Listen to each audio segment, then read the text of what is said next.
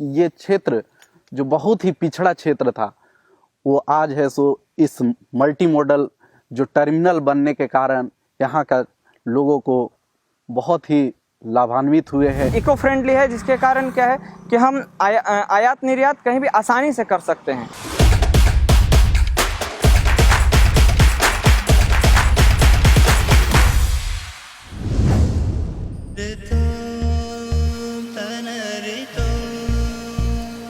घने forest reserve और संपदा में संपन्न होने की वजह से झारखंड उद्योग स्थापित करने के लिए एक अच्छी जगह है।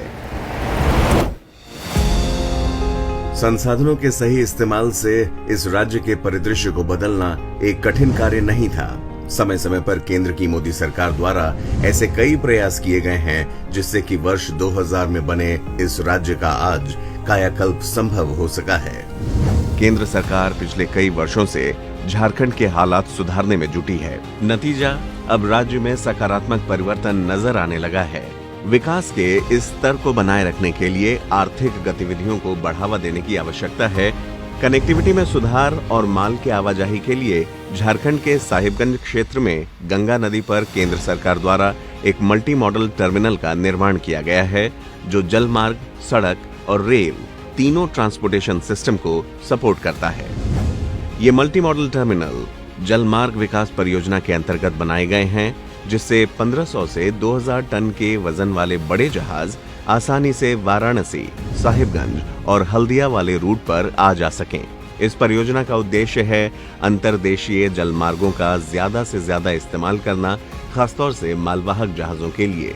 इससे पर्यावरण और ईंधन दोनों का बचाव होगा। ध्यान देने वाली बात यह है कि जब 2019 में इस परियोजना का उद्घाटन हुआ तब केंद्र में भी बीजेपी की सरकार थी और राज्य में भी।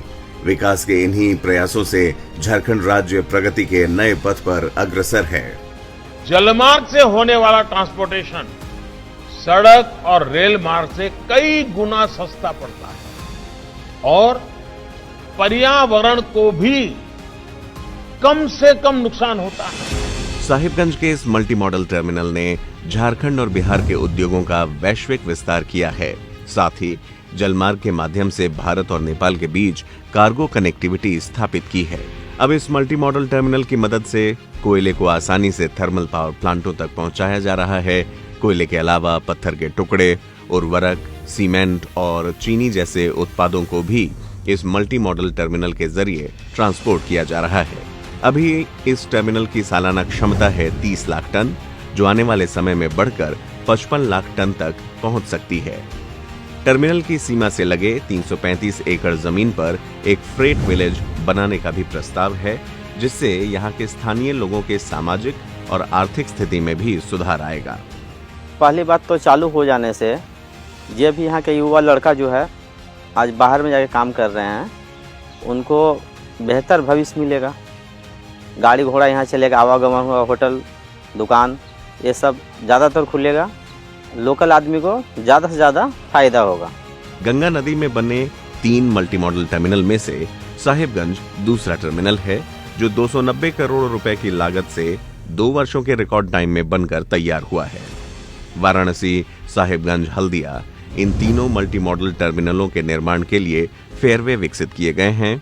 आधुनिक नदी सूचना प्रणाली, डिजिटल ग्लोबल पोजिशनिंग सिस्टम, रात के लिए खास नेविगेशन सुविधाएं, इसके अलावा नए और अत्याधुनिक नेविगेशनल लॉक का भी निर्माण किया गया है, जिसकी मदद से नदी में जहाज पानी के लेवल के मुताबिक खुद को एडजस्ट कर सकते हैं।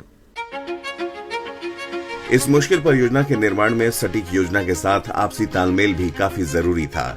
इस प्रोजेक्ट को सफल बनाने के लिए नरेंद्र मोदी के नेतृत्व वाली केंद्र सरकार ने जी तोड़ प्रयास किए हैं। इसके अलावा कार्बन फुटप्रिंट को कम कर हमारे पर्यावरण को साफ बनाए रखने में भी ये परियोजना सहायक है।